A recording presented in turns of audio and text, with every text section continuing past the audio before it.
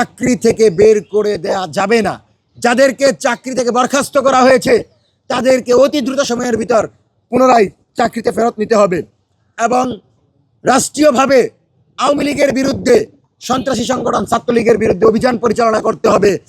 বাংলাদেশের কোনো প্রান্তে আওয়ামী লীগের অফিস খুলে দেওয়া যাবে না। বাংলাদেশের কোনো শহীদ মিনারে আওয়ামী লীগকে ফুল দেওয়ার সুযোগ দেওয়া যাবে না।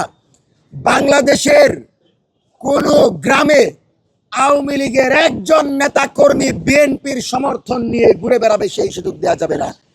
আমরা আপনাদেরকে বলছি, এবং এটা যদি সরকার আমাদেরকে সুযোগ না দেয়, আমাদের বিরুদ্ধে পদক্ষেপ নেয়, তবু আমরা বলছি 26শে মার্চ যদি বাংলাদেশের কোনো প্রান্তে আওয়ামী লীগ বের হওয়ার চেষ্টা করে বাঁশের লাঠি দিয়ে আমরা তাদেরকে প্রতিহত করব, তখন আপনারা মব দেখাইতে আসবেন না। আমরা মব করি না। যারা সন্ত্রাসী করে বাংলাদেশের জনগণের বিপরীতে গিয়ে আমার রাষ্ট্রের বিরুদ্ধে ষড়যন্ত্র করে তাদেরকে প্রতিহত করার জন্য যদি আবারও মাঠে নামতে হয়, আবারও আমাদেরকে জুলাইয়ের মতো মাঠে এসে স্লোগান দিতে হয়, আমরা নামতে রাজি আছি। কিন্তু বাংলাদেশে আওয়ামী লীগ, 14 দল, বাকশালী, মুজিববাদী কাউকে আমরা স্পেস দিতে রাজি না।